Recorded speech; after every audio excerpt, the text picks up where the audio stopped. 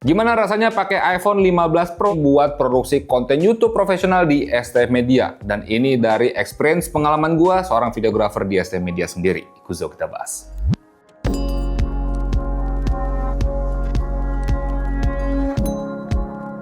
Selamat datang di channel ST Media dengan gua Skavito, dan di video kali ini gua pengen berbagi experience gua, pengalaman gua dalam menggunakan iPhone 15 Pro ini di keperluan konten produksi YouTube profesional di ST Media. Kayak yang tadi gue bilang di opening. Gua juga pernah nyobain iPhone 16 Pro punyanya Bang Erwin, dan kurang lebih sih pengalamannya sama kayak si iPhone 15 Pro ini. Karena iPhone 16 Pro-nya dibawa Bang Erwin, jadinya gue bahas si 15 Pro aja. Dan gue bisa bilang iPhone ini udah cukup nge-carry gue dalam bikin konten. Disclaimer dulu, gue di sini nggak bahas teknis karena buat teknis dan juga spek secara mendalam itu udah banyak banget dibahas sama Bang Erwin. Dan gue juga nggak bahas perihal fotonya karena di iPhone ini gue penggunanya full untuk video. Dan gue berharap video ini bisa jadi gambaran atau pencerahan juga ke kalian kalau emang kalian pengen beli iPhone 15 Pro ke atas untuk produksi konten kayak ST Media, atau kalian pengen bikin konten YouTube sejenis. Ya, ini bisa jadi gambaran juga buat kalian. Semoga. Tapi sebelum mulai videonya, gue pengen ingetin dulu kalau kita punya preset foto Lightroom yang bisa bikin foto yang kalian ambil itu bisa jadi langsung epic. Dan berkaitan dengan video ini juga, kita juga punya LUTs untuk para pengguna iPhone 15 Pro ke atas, biar gambar iPhone yang kalian ambil bisa kayak pakai kamera mirrorless. Dan ST Media juga udah ngedevelop LUTs untuk para pengguna DJI Osmo Pocket 3, biar gambar DJI Osmo Pocket 3 kalian kayak pakai kamera mirrorless. Kalau misalkan kalian udah tertarik, silahkan cek link yang ada di deskripsi. Oke, sekarang kita balik ke videonya dan simak pengalaman gua selama pakai iPhone 15 Pro ini buat produksi. Yang pertama, yang udah jelas banget, ini sebuah handphone. Setiap hari gua bawa-bawa jadi daily drive gua. Yang dimana ini mempermudah gua bikin konten di outdoor, di ruang publik, atau dimanapun itu jadi gampang banget. Dan bukan soal load equip yang gua bawa doang. Yang udah jelas banget, ini handphone tinggal gua kantongin aja itu bisa. Yang paling impact banget buat gua selain load yang gua bawa, yaitu adalah ketika bikin konten di luar, itu nggak kena tegur security. Kalian fotografer, videografer yang biasa bikin konten di ruang publik pasti paham maksud gua. Kalau kalian pakai kamera, baru ngeluarin aja, itu pasti udah ditanyain, Mas, keperluannya buat apa ya? Nah, ketika gua pakai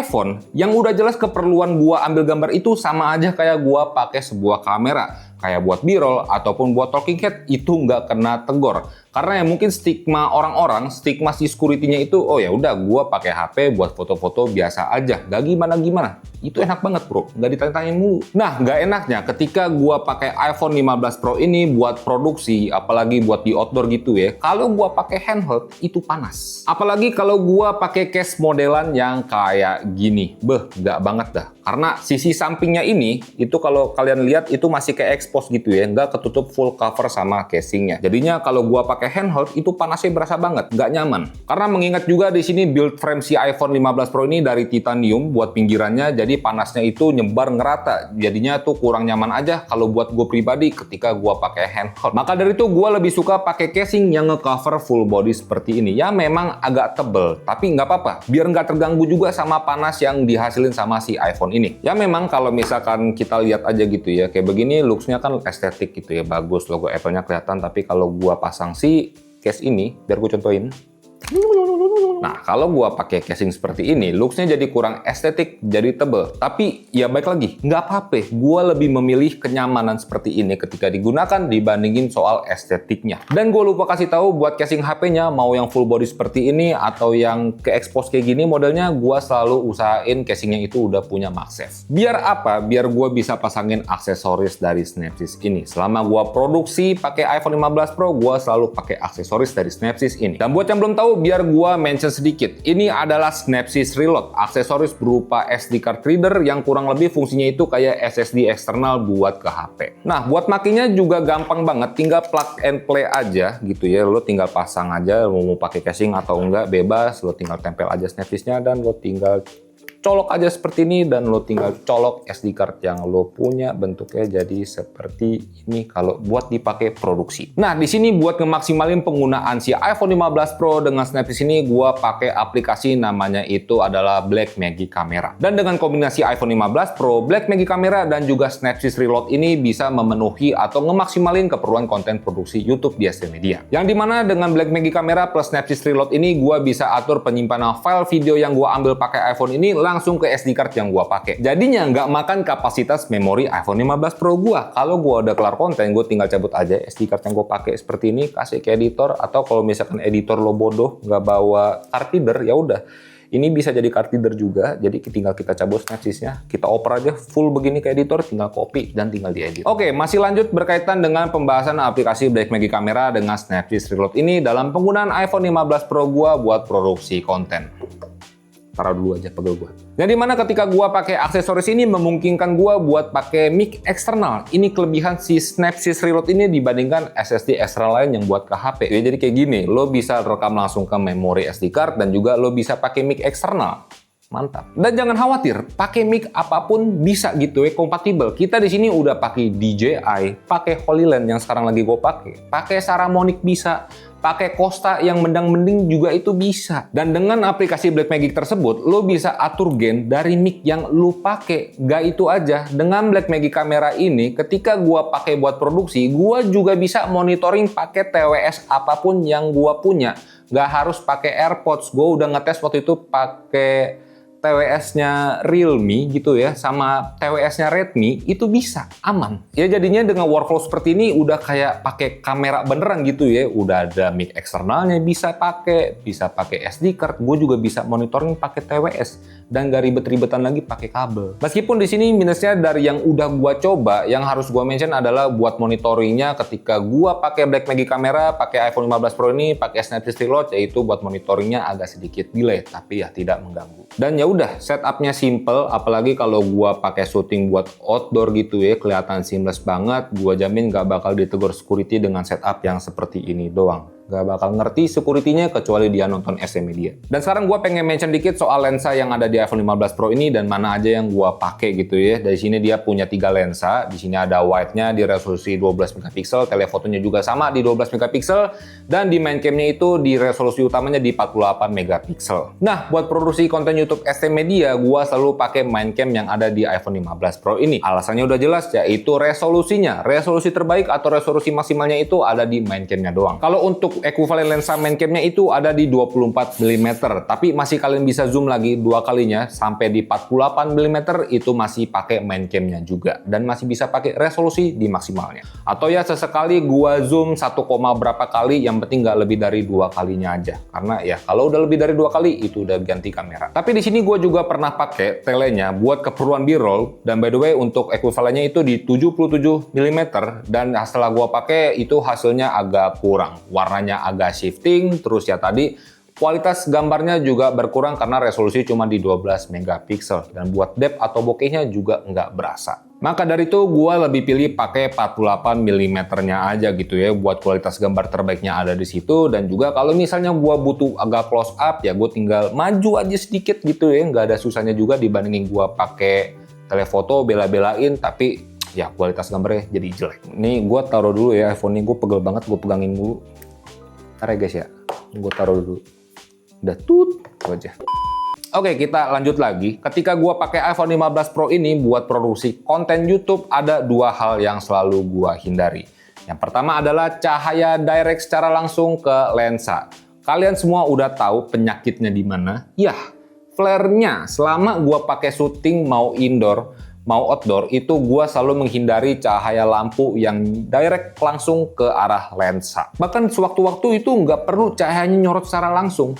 Nyala terang aja itu flare-nya kelihatan. Ya lo paham gitu, kayak lightsaber. Push. Kacau. Dan kalau misalnya kalian perhatiin, kalau kita lagi syuting indoor pakai iPhone, lampunya itu nggak pernah kita sorotin langsung ke arah lensa. Ya, itu agak menyebalkan jadinya. Kemudian kekurangan kedua, sebisa mungkin selama pakai iPhone 15 Pro ini, kita nggak pakai syuting di kondisi low light, karena performa low light-nya itu kurang. Kita pernah syuting video utama di studio dengan setup yang cukup minim cahaya gitu ya, hasilnya kurang bagus. Jadi ya dari pengalaman kita buat kondisi low light kita nggak rekomendasiin pakai iPhone 15 Pro ini. Nah mungkin ada pertanyaan dari kalian, buat gua syuting di indoor pakai tripod itu dipakein phone holder lagi atau gimana sistemnya? Gua pakai aksesoris yang namanya itu Snapsys lagi gitu ya, Snapsys Float tepatnya. Aksesorisnya ada di sini, bisa kalian lihat aja. Fungsinya apa bang kira-kira si Snapsys Float ini? Biar gue jelasin sedikit. Seperti yang kalian bisa lihat di meja gue, ini aksesorisnya ada di sini. Dia bisa berfungsi sebagai MagSafe stand yang dimana lu tinggal tempel aja iPhone yang kalian pakai, tag kayak gini, dia udah bisa nempel dan juga dia kuat, ya. Dia cukup kuat di sini, asal nggak kalian betot begitu ya. Kalau betot begitu jatuh, tapi dia cukup kuat dan bisa lo pakai buat nonton. Kalau dipakainya buat penggunaan kasual kayak gini, atau lo pakai buat konten sembari selfie bisa, atau buat nonton seperti ini juga bisa. Nah, kalau misalkan kalian mau pakai buat produksi, ini bisa jadi adapter buat di stand ke tripod. Karena di bagian bawahnya ini udah arca plate, bisa dipasang tripod manapun. Dan kalau misalkan tripod kalian belum arca, dia ada mounting quarternya gitu ya. Jadi bisa lo pasangin juga, lo mounting, lo tempel di tripod, itu bisa. Jadinya bisa lo pakai di tripod manapun. Nah, si Snapseed Float ini buat konten produksi, itu udah satu ekosistem juga sama Snapseed Reload yang tadi udah gua bahas. Buat dipakai untuk konten, lo tinggal tempel aja seperti ini. Dan lo tinggal colokin aja seperti ini. Dia udah ready buat lo pakai konten dimanapun, kapanpun yang lo mau. Nah, sekarang soal spek perekaman. Buat spek perekaman yang kita pakai di iPhone 15 Pro ini juga nggak macem-macem. Kita biasa pakai 4K 30p aja. Sesekali pakai 4K 60p kalau kita mau bikin slow motion. Karena di sini nggak ada 4K 120p. Buat 4K 120p itu adanya di iPhone 16 Pro. Nah, untuk color space-nya kita juga pakai F-Log HDR. Dan juga untuk kodeknya kita pakai H265. Buat hasil gambarnya kalian bisa lihat aja beberapa syutingan kita yang pakai iPhone, udah lumayan banyak juga kita syuting pakai iPhone, ada yang di dalam ruangan, ada juga yang paling the best itu di luar ruangan waktu kita ambil video drone DJI. Gue lupa drone apa, kita syuting di Pangalengan itu full pakai iPhone 15 Pro dan juga 16 Pro-nya Bang Erwin, baik A-roll dan juga B-roll-nya. Tapi di sini gue perlu tekenin dan perlu note juga ke kalian, kalau misalnya hasilnya mau kayak ST Media, kayak hasil yang kita udah ambil, itu kalian harus pakai LUTs yang kita udah develop sendiri. Linknya ada di deskripsi juga. Dan buat syuting drone DJI itu, seingat gua kita pakainya LUTs iPhone 2 Mirrorless Standard Enhance. Kurang lebih hasilnya bisa kalian lihat sendiri aja. Nah, terakhir sekarang gimana soal daya tahan baterai dari iPhone 15 Pro ini ketika gua pakai konten produksi YouTube dengan setup yang gua pakai Blackmagic kamera dan juga pakai Snapseed Reload ini. Dari penggunaan gua buat syuting utama A-roll ini belum include sama B-roll ya.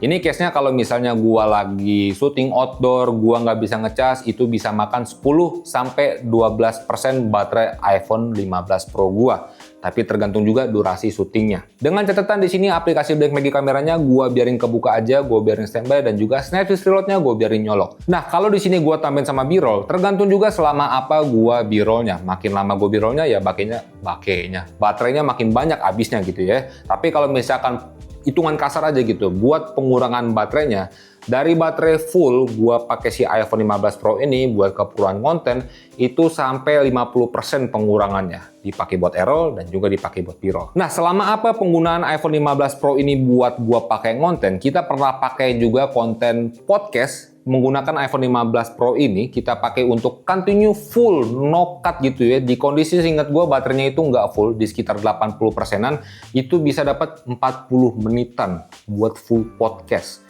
Itu seingat gue baterainya juga mau habis. Dan selama penggunaan full continue tersebut, gue nggak mengalami isu macem-macem kayak overheat, aplikasi nge-close sendiri, HP-nya mati atau semacamnya, atau tiba-tiba ke stop record gitu ya.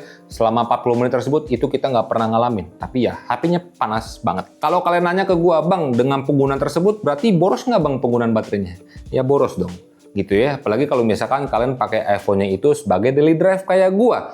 Jadinya kalau lu mau pakai iPhone 15 Pro ke atas buat produksi, gua nggak tahu 16 Pro kapasitasnya lebih gede apa enggak, tapi ya intinya kalau lo pakai iPhone 15 Pro buat produksi, lo harus standby di baterai yang full sebelum konten, atau enggak lo harus standby juga buat power bank. Dan kalau bisa power banknya itu yang fast charging, karena nggak mungkin lo pakai power bank yang ngecasnya lama, karena ya HP-nya lo pakai bakal konten, masa nungguin ngecas dulu. Tapi ya kurang lebih seperti itu penggunaan iPhone 15 Pro gua di ST Media. iPhone 15 Pro ini udah ngebantu banget workflow gua, apalagi buat syuting konten di luar ruangan, di ruang publik. Gua nggak perlu worry ditegur sama security, bawaan barang gua jadi makin simple, makin sedikit, nyaris jatuh, makin enteng juga. Kalau nanya urusan gambar buat video, ya ini udah proper banget. Kalau nggak proper, nggak mungkin kita pakai buat konten atau dipakai buat konten di ST Media. Kalau kalian tertarik sama aksesoris yang tadi gua mention, baik si Snapseed Reload atau Snapseed Float-nya ini, kalian boleh cek aja linknya ada di deskripsi atau kalian bisa cek aja tag produk di bawah. Dan ya itu aja, semoga videonya bisa jadi gambaran ke kalian kalau kalian mau ada rencana untuk beli iPhone 15 Pro ini atau yang versi ke atasnya untuk dipakai ngonten. Semoga dari pengalaman gue pribadi itu bisa bermanfaat, bisa ngasih pencerahan ke kalian dan bisa ngisi waktu kalian juga. Itu aja, gua Skavito, di situ ada Wowo dan jangan lupa untuk berkarya.